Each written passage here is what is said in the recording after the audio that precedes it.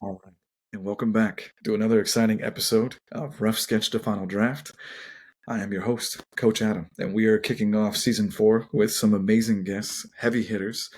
And today we are continuing on another journey about self discovery and where we are in life. And if you're new here, thank you. Welcome. If you have been a returning guest for a long time, we appreciate you for being a part of it. Hit that like and subscribe button down below. We are appreciative that you're here. And we are going to continue on in our journey of finding out who we are in this wonderful world. And I am here with an incredible guest today. I'll allow him to introduce himself. Yep. So my name is Mike Crowson, and Adam, I just want to say, first of all, thank you so much for having me on today. I'm looking forward to connecting and for listeners to hear my rough draft, because I think I am far from the final project here. So I'm 35 years old, been an entrepreneur for the last 15 years, worked for another company for 2.5 years. So I've had a lot of travel, a lot of hardships. I've been through the ringer on a few things. I've found the tunnel, so to speak, at the same time. And I love just trying to connect and help other people do that as well. Whether it be through business or it be through life events or things that weigh on us pretty heavily sometimes. So, man, looking forward to chatting today and peeling back the layers. Amen to that. Amen to that. Well, I'll definitely say that you are an exemplar of those out there in the world who are peeling back the veil and exposing some of the vulnerabilities that we all genuinely have in the truest sense, and kind of laying that out there in a way in which is empowering. And I would just want to start off, because I know that this is a journey for us all. What role do you think that vulnerability really does play in our growth journeys? And what have you seen with being able to become more vulnerable? And how does that actually add to the growth in your life? I think that's a really great question for me. I think because as somebody that was born and raised in Alabama with a very hard, stern father, vulnerability wasn't an option. Yeah. And so it was something I internalized so much, which allowed me not to express my feelings, allowed me not to express or celebrate wins, because I was so afraid of also the losses. Growing up in this perfection household. And I say all that because my dad did all these things out of love, wanting me to be the best that I could be, right? Because he wanted better for me than he had, because he grew up just dirt poor and he wanted to instill work ethic and value of a dollar. But with that comes its own traumas of not being able to be vulnerable, not being able to be open. So it has affected my relationships, whether it be friends or whether it be real, actual, personal relationships. And so for me, vulnerability has been something I've been trying to, I would probably say, really blossom. It really happened when I went through my divorce and started getting into breath work and started getting into working with people and going to retreats and events and really diving into, like, why is this affecting me right now? When just somebody's just speaking on stage, why am I getting emotionally attached to this? And I have no idea why. And for me, it was starting to see those things and starting to listen to my body versus continuing to force those down, because that's what I was taught, and just keep treading and keep moving forward. Now, I'm always going to be a person that moves forward. However, I also need to know why I'm feeling those things as I'm moving forward. Otherwise, we're just walking blind on this earth, and that doesn't help you or anybody else. So I think vulnerability is massive. I just think that it just can't be crippling, because everybody has vulnerable things.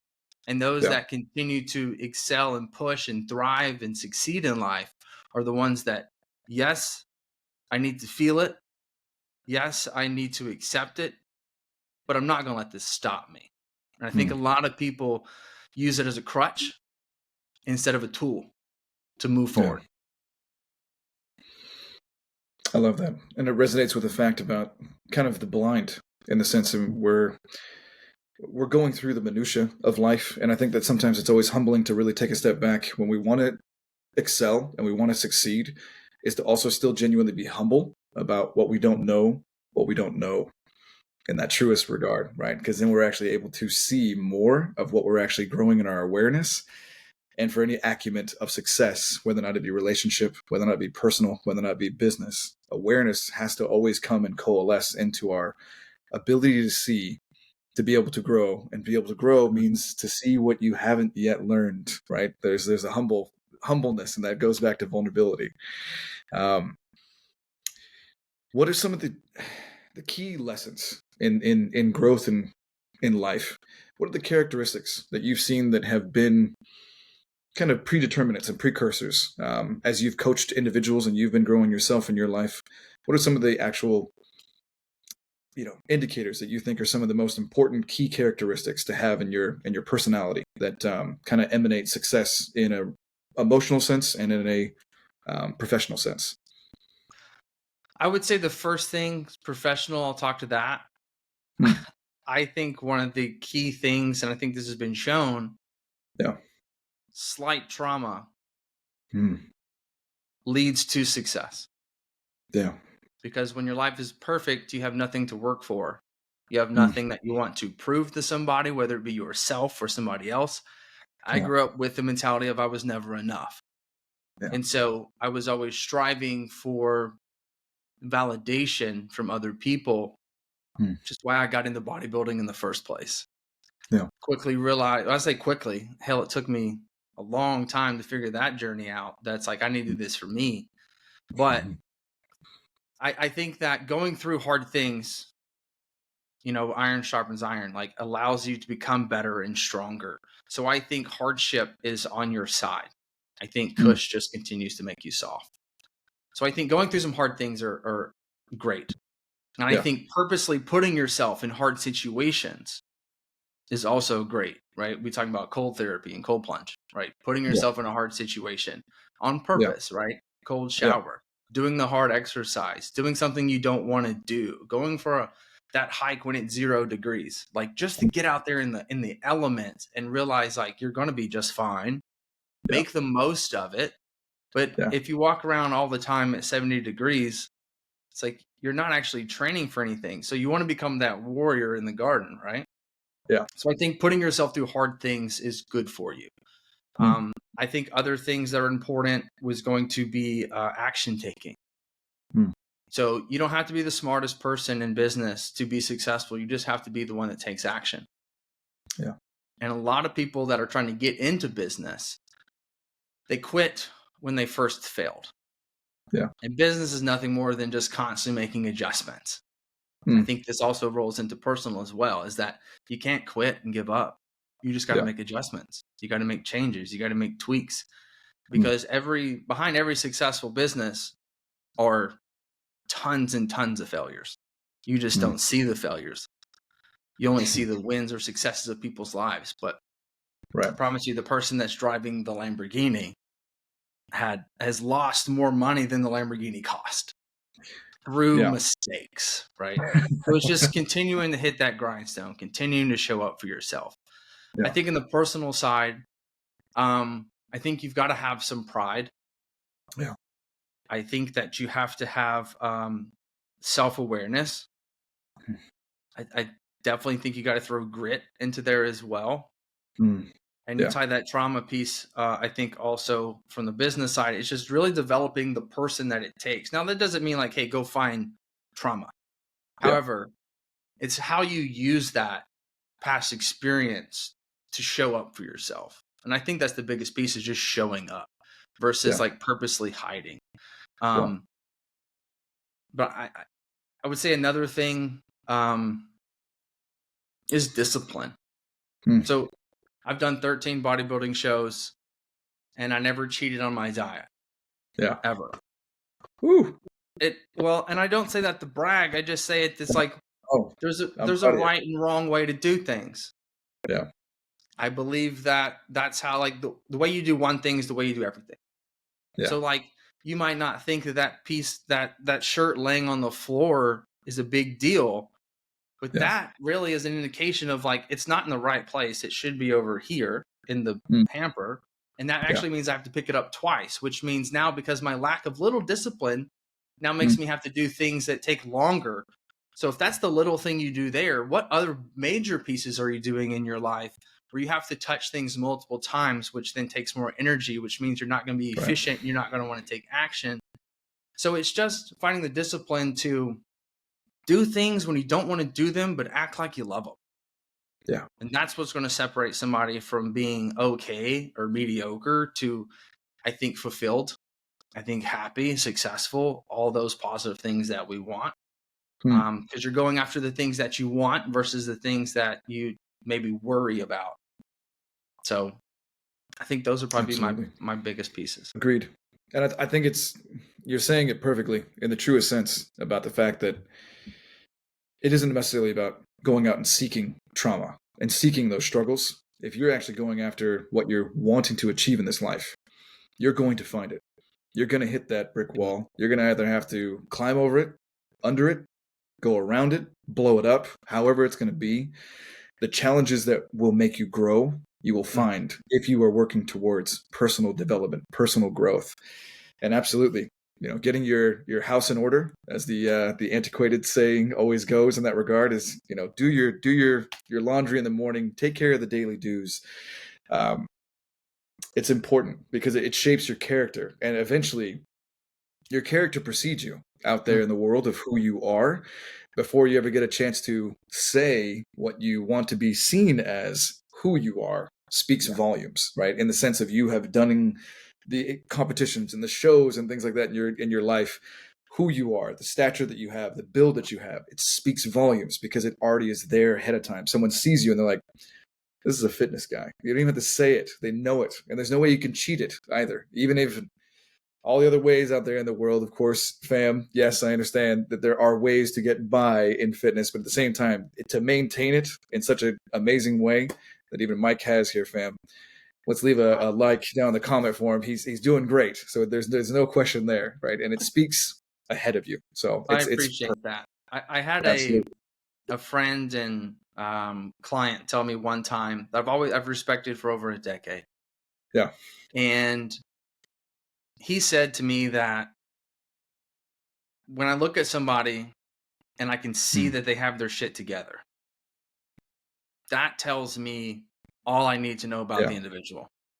Because Yeah. if you're disciplined on your diet and you're disciplined on your exercise and you look this way and I know you have a business, then Yeah. it just tells me, like, if this is that good, which is the most simplest thing we can do, is Yeah. what we put in our mouth. Like, that is the most simplest thing that we can control. And matter of fact, it's like the only thing that we can control. Yeah. Then what does everything else look like? It has to be buttoned up to a T. Yeah. And I thought about that and I was like, you're right. Like, that's the first impression, because I really want the first impressions of those that I want the first impressions from. Yeah. And the person that's going to be judgmental by looking at me from a negative standpoint, like, oh, you must be vain, you must be, like, I don't want your opinion, nor do I want you in my presence. Yeah. But the person that can look at the way you look, essentially, and be like, that guy's got it together, Right. I want him around me because he's going to better me. That's the type of impression that I want to create, and that's who I want to attract Yeah. around me, is those that want to feed off the good things versus try to put down the things that they don't have. Amen. Value sees value, and value invests in value, which Right. builds the value, right?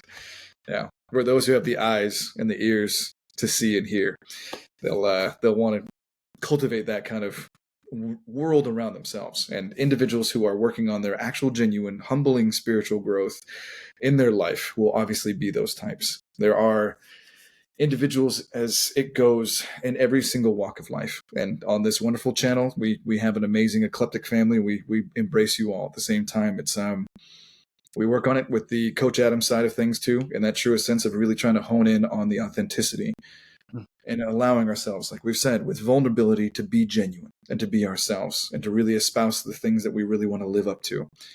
So in that regard, what are some of the key traits that you found in that regard to be able to cultivate that in your life? What are some of the, not necessarily like life hacks, but what are the quick tips that you might be able to have for individuals who are going through that hard time of being able to live their vulnerable, authentic selves? What are some of the key indicator traits that you ended up finding that help you get over those internal struggles that we have? Share that with our fam. So I think the first thing I would speak on is our mindset. Yeah.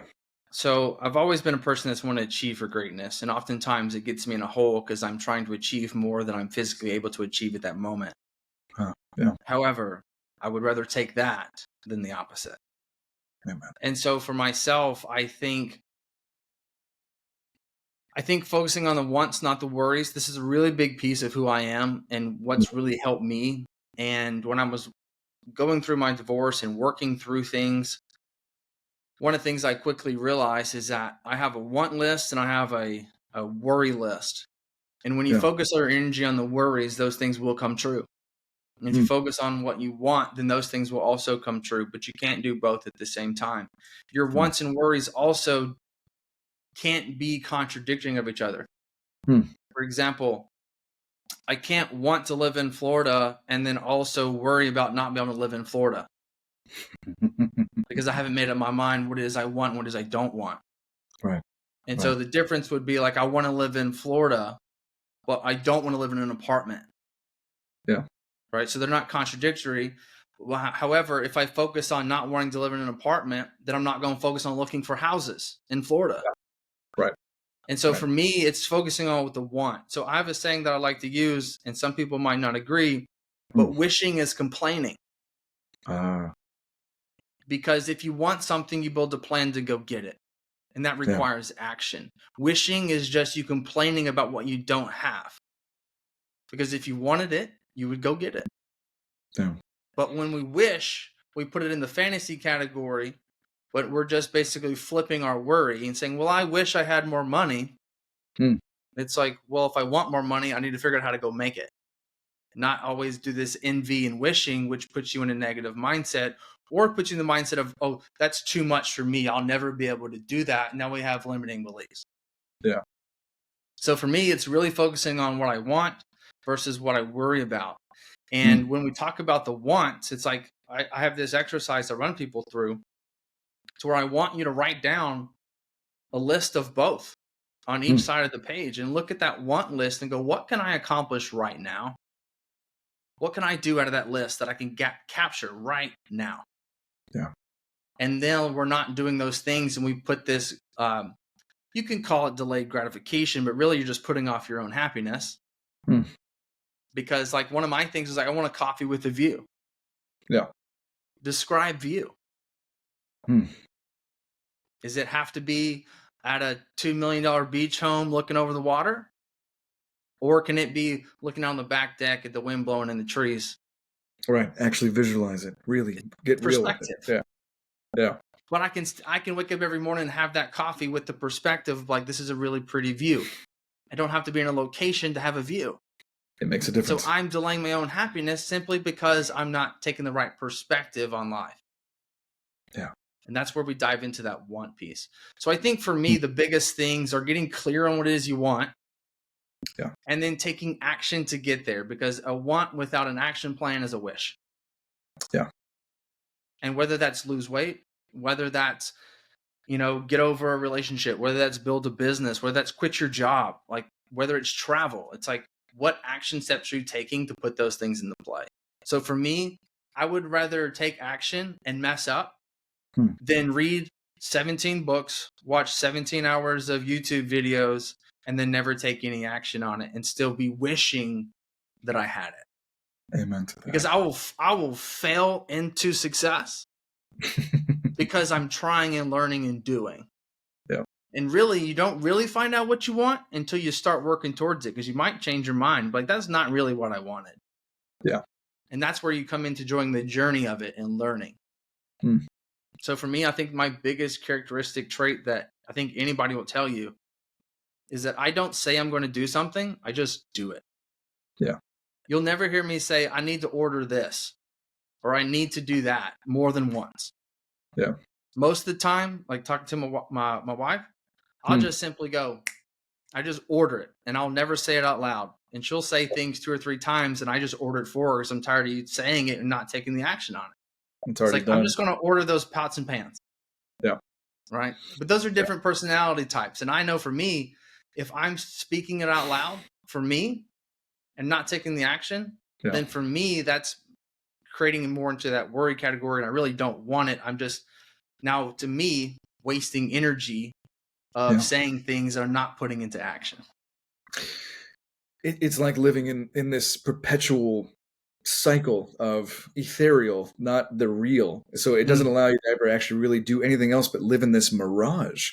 And right. then you find yourself in the desert of your life, right? If we want to use some sort of a beautiful analogy for people to see at home who's listening on the podcast, like, but they're not able to actually touch, taste, or drink the water of the mirage. They're out there in the middle of the desert and they'll find themselves too late because they didn't put an action plan on how to get the water out to the desert. And they never had a camel. They were imagining it the entire time, right? Which would be obviously the Porsche or the Maserati or whatever it would be to Sure. substitute the camel. Yeah. I love that. Yeah, I really, really, I'm really big on putting things down. So yeah. taking things out of here and putting it onto paper, Yeah. whether that be voicing it Yeah. into notes, whether that be journaling, whether that be a checklist. Like get it out of here and onto paper because Mm. now I can see it and start to apply it versus just mull it over and think about it and discuss it internally. I'm really big Yeah. on trying to reduce as much of this self-talk as possible. Mm. Isn't that the case, right? And really having gone through it and in the truest sense, making that the premise of the next step for the question, you're leading us right into it, good sir, is that whole entire internal self-dialogue. When we deal Mm, with identity and we deal with this idea of self-concept, we deal with this in the coaching world. We deal with this definitely in the professional sense, and certainly in our own relationships of who am I in this marriage? Who am I in this relationship? And anyone who's just dating, who am I to this person? Guy, girl, otherwise, any kind of idea that we have of ourself. These are stories that we tell ourselves. These are scripts that we wrote out for ourselves. And sometimes tracing it back to our storyline of even of your amazing journey that I'm holding space for, good sir, of our childhood, mm, sometimes certain chapters were written for us. We're the observer in certain chapters. And then later on in life, we're realizing that because we were an observer, we weren't necessarily the one penning that chapter into the prescript. We need to go back and rewrite some of that in the truest sense of rough sketch to final draft to understand who we are and to get a better grip of that might have been the case back then, but I need to rewrite my story as at least one of the main characters mm, because I was in chapter one, but I was written into that chapter as a sideline character, and it made me feel unempowered and I wasn't able to be my best. And I've had this internal dialogue, this self-talk, my entire adult life mm, because of the experiences when I was a child that now hold me back because I remember being young and my first experience with this situation, someone's anger, someone's emotion, someone crying, I froze. So for the rest of my life, for the last 30 years, I've frozen every single time someone got angry, cried, or, was emotional. And we have to go back and do that internal dialogue and do the reprogramming and the rescripting. And we do this through, induction and NLP, and we do this through coaching, and we find ways to have our breakdowns to breakthroughs. Where is this role of identity in our lives, and how impactful does that play a part of our journey in our present lives? And obviously that's a lot, but at the same time, I know that you have a great wealth of understanding of this too. So what are your ideas about identity and how that plays an integral role in our world of shaping who we are? I obviously I wholeheartedly agree with everything as far as like the time freezing, and it typically takes somebody else to Yeah. help you find that moment in your life where you paused. And sometimes it's you see it, maybe it's very insignificant. The Hmm. child in you, however, sees it as not so insignificant. Wow. You also in today's society, this is me. Hmm. I know people that went through harder things. So like Yeah. mine's not that big a deal. However, that's also just saying like get over it Yeah. versus get through it. Yeah. So one of the big things that I've learned along the way is to stop asking why. Hmm. Because whenever you do find that thing that's stopping you, like for me, it was never being enough. Could never satisfy my dad, even though I know that me and him have an amazing relationship. Hmm. Now, I know why he was doing everything. Yeah. And where it was coming from. It's just his practice of showing that wasn't the best for a 8-year-old, right? Yeah. And so as we go throughout life, you start to ask, why am I not this and why am I not that and why this and why that? And we question like, why did this person stab me in the back? Hmm. Why does my boss not like me? Hmm. Why did my partner have an affair? Why do I have these thoughts? And you start to question everything. The truth is there's never an answer Yeah. for whys, because all you're going to do is figure out that why and then just ask the why before that and then the why before that.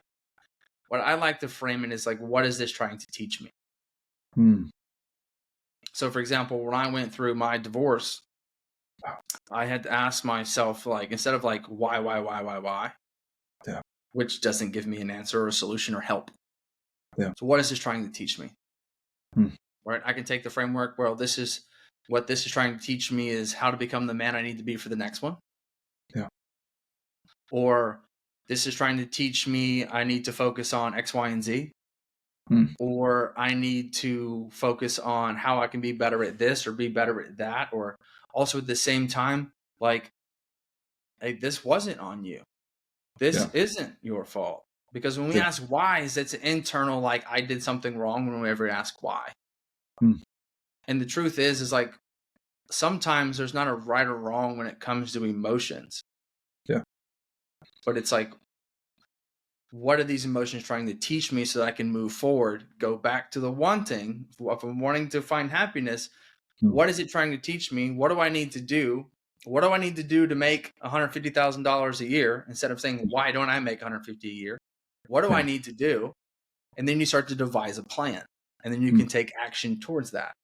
So why is an ever-ending circle of just asking the same questions over and over, never making progress? And what's allow you to learn, take pieces out, and put it into action. And then the next why comes around, you ask the what, extract what you're trying to get out of that, put it into action. And you start to move forward with what's, and you stay in this vicious circle inside why. Powerful. And sometimes the lesson is to learn that it's not our lesson. I want the family to hear that too, right? Things that were done to us sometimes is the fact, because that's a powerful healing aspect of things. Like in the process of understanding, we're always looking as awareness as we're growing. That's one of the biggest tools that we always end up having is you want to see how was my interaction in this scenario. Where did I contribute to this? Sometimes, fam. Sometimes the lesson is to learn how to see that it wasn't you. Okay?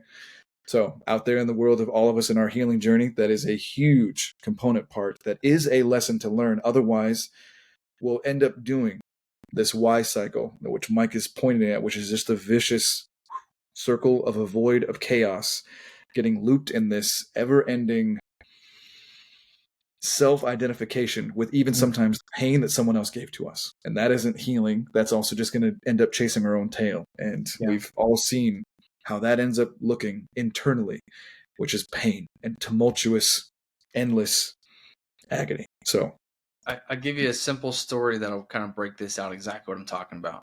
Yeah. So I used to play baseball growing up when I was a kid. And I remember very specifically this day. Yeah.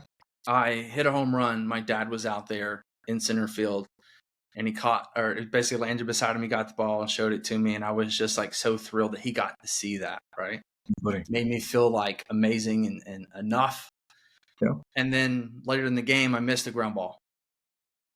Went through my legs, error on me, third base. Yeah. Then, and I'm give or take, I'm like 8 or 9 years old. Yeah. I get in the car, right in the back seat. He's driving. Mom's in the front, little brother's in the side. And he's talking about the ground ball missed and the effort in which I'm putting in. And like, you just got lazy. And I'm sitting here and I start crying, which happened oftentimes whenever he would talk to me coming back from a game. Again, perfection.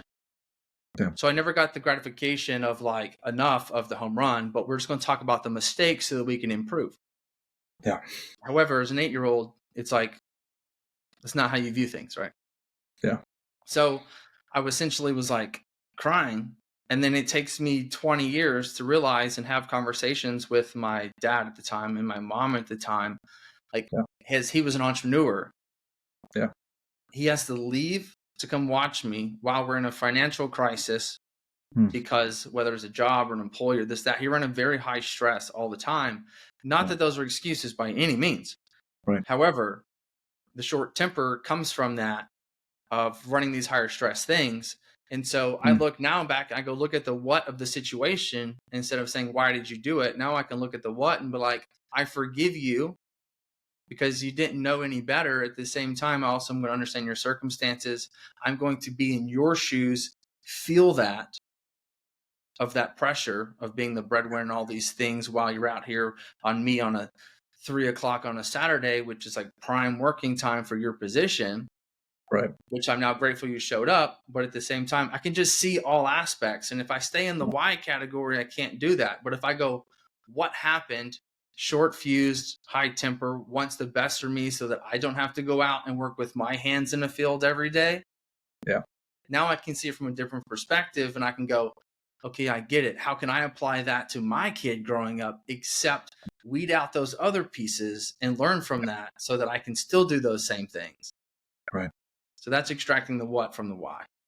I love that. And building on the beautiful building blocks that others have given to us. And those include the building blocks that are a little bit rough around the edges, because we, as our journey continues on, we get a chance to polish those up and continue on. And hopefully, because none of us are perfect, I certainly always on this show will always admit I don't have all the answers. That's not why people come here.